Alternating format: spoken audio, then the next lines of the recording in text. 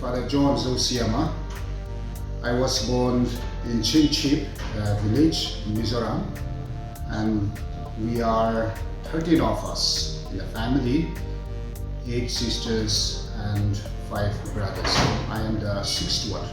So I grew up there in Mizoram and I studied up to class 12 there before I joined the Salesians.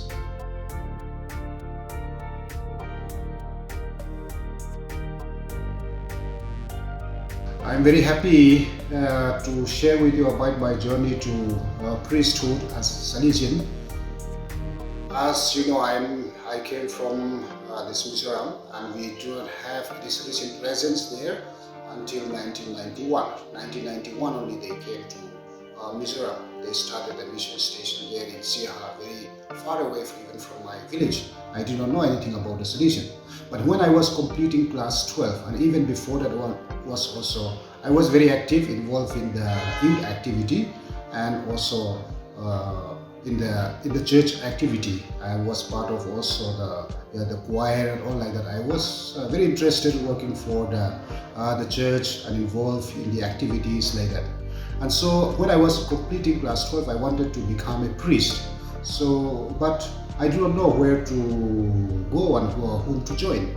Then one of the catechists suggested to me that you can join maybe Salesians of Don Bosco. They are working in also in Shillong and Guwahati, and also they started now in Sihan, or he told me. Then I said, oh, maybe that may be a good idea. Since I had gone to Shillong, I had seen also the places of the Salesians. And I said, okay, let me contact now my auntie who is in Guwahati, the MSMHC sister. And so I contacted. Immediately she told the Vice Provincial of Guwahati province that time, and then they sent a message to me saying that I should come down to Guwahati as soon as possible. So as soon as I got the message, happily I took my belongings, then I rushed down to Guwahati by myself.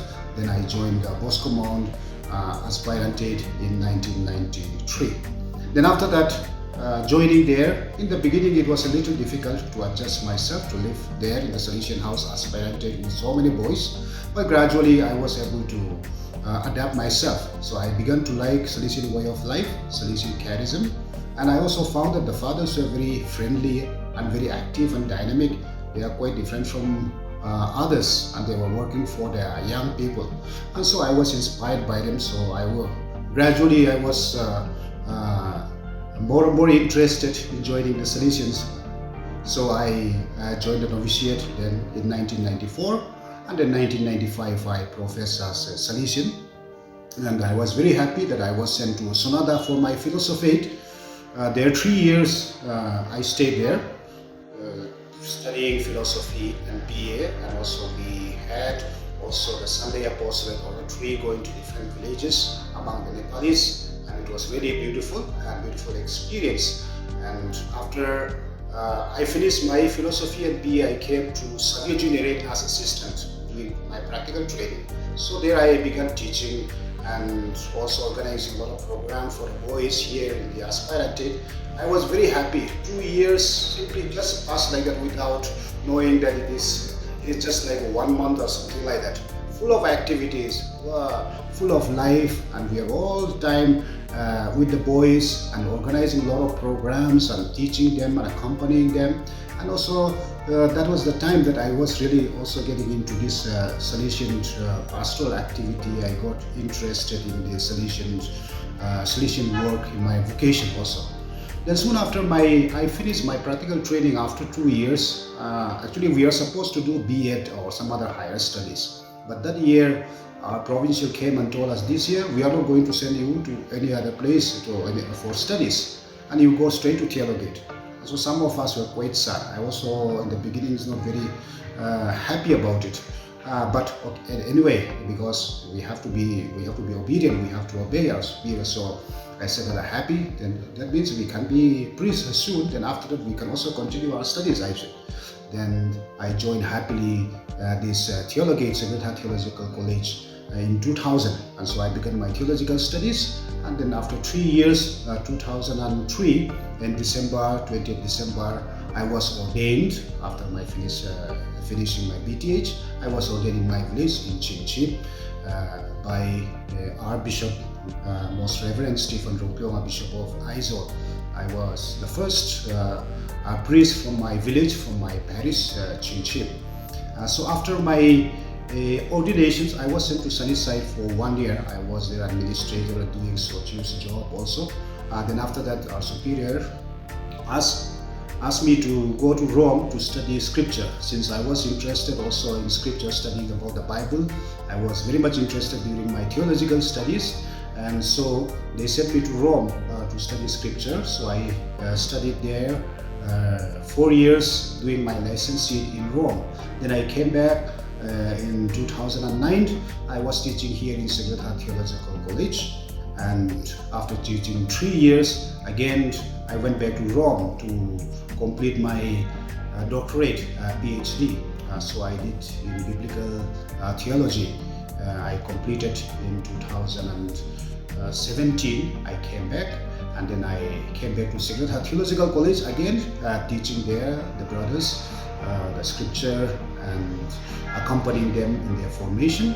And then after 1 year, 2018, I was appointed as a vice provincial of this Shillong province, and then also in charge of this formation, accompanying and taking care of these young clerics. And I am also a vocation promoter and also animating the province in this area. So I'm happy in my ministry. I continue as a vice provincial now also, and we are going to celebrate the centenary year this year, centenary, the arrival of the Salesian missionaries. I'm very happy to share with you about this of my journey to priesthood.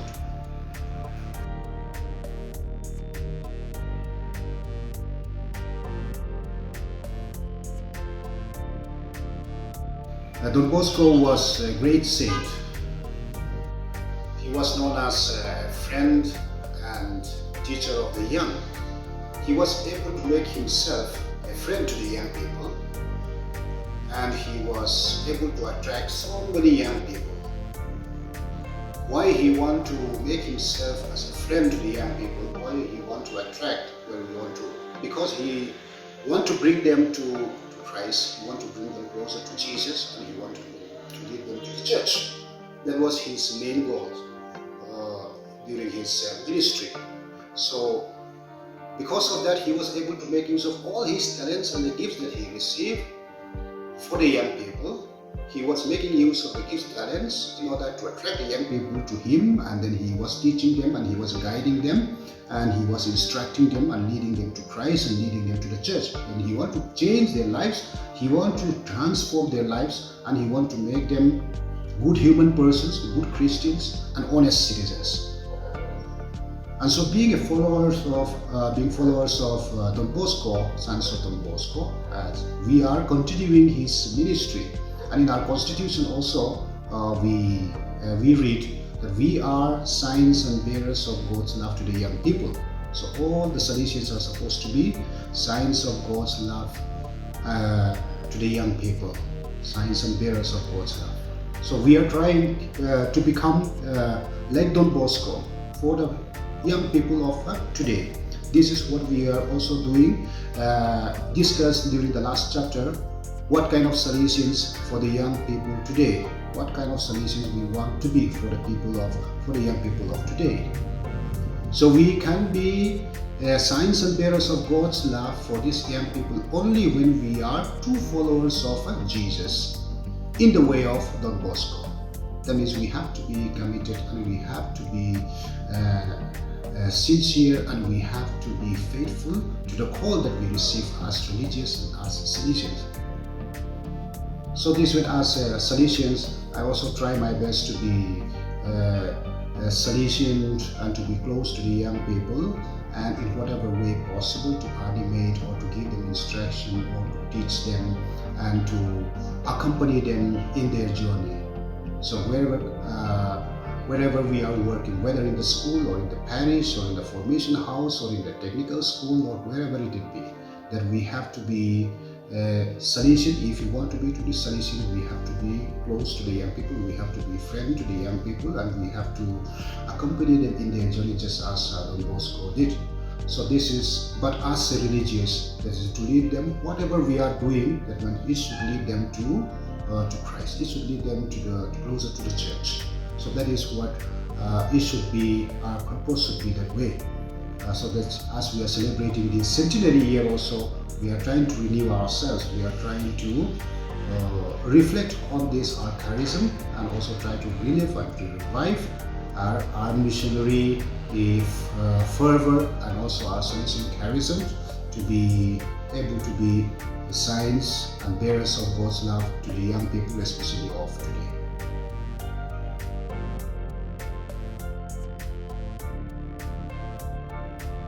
We are happy to celebrate the centenary year of the arrival of the Salesian missionaries in Northeast India this year, and we celebrate the achievements and the successes of our missionaries. And what we are today is because of their hard work, because of their dedication and their commitment.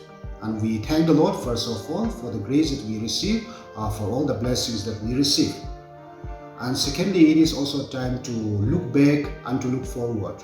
It is a time for introspection and to see, to look back the history and also the sweet memories and the achievement and the success, to be grateful to the Lord, and also to learn from the past, to imitate our missionaries who are really, really dedicated, and to carry forward this Salesian charism in a manner which is relevant to the young people of today and to the society in Northeast India.